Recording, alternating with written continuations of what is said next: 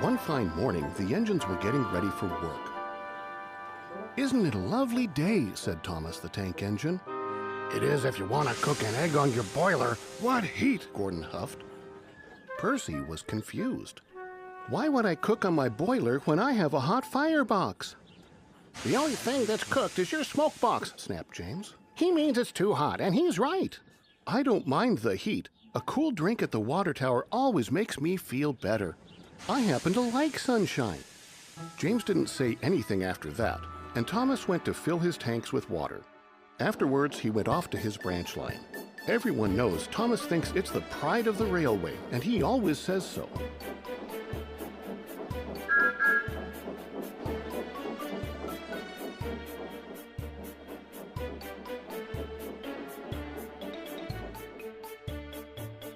Later that day, he saw James again. He looked very hot and bothered. "My passengers won't stop complaining about how hot my coaches are. It's not my fault," grumbled James. "And what about me? My fire's making me hot too." And James huffed away.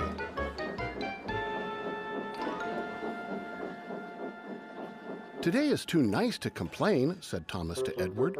"I don't see why James doesn't cheer up." "Every engine has their day, I suppose," Edward smiled. "James just has too much steam in his smoke box," chuckled Thomas. "Maybe tomorrow he'll be able to enjoy the sun." But the next day wasn't sunny. Dark clouds hung overhead. "Driver said it won't storm, but it's gonna be a miserable day," Duck said. "Not for me. My passengers won't be complaining now. This is going to be a wonderful day," James cheered. Thomas didn't feel cheery. He felt cold and wet. "I don't care for rain, and neither do Annie and Clarabelle. Edward said every engine has their day," said Thomas sadly. "Maybe you've already had yours," said Percy quietly. "Huh, silly," Gordon muttered. But Thomas was worried. Thomas collected Annie and Clarabelle. They were not pleased with the weather. "Oh, I do hate going out in the rain," said Annie. Clarabelle agreed. "I wish we could just stay in our nice dry shed." "So do I," Thomas said. "But we must keep to schedule." Thomas set off, but the wind and rain made his journey most uncomfortable.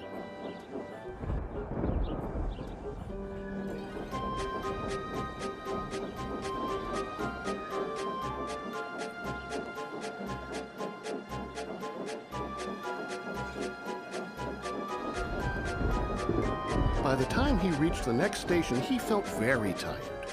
"At least a nice drink of water will make me feel better," he thought. But he was wrong. "Yesterday's heat dried up our water supply, and our pump is out of order. You'll have to fill up at the next station," said the station master. "What could make this day any worse?" Thomas cried. He soon found out. Halfway to the next station, Thomas ran out of water. "At least James isn't here to see me," Thomas thought wearily. James wanted to tease Thomas, but when he saw how sad he was, he decided to be kind.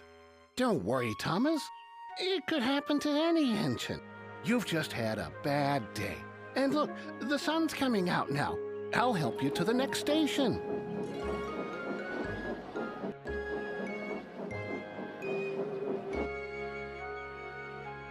"Well done, James," said Sir Topham Hatt. "Thank you for being so helpful."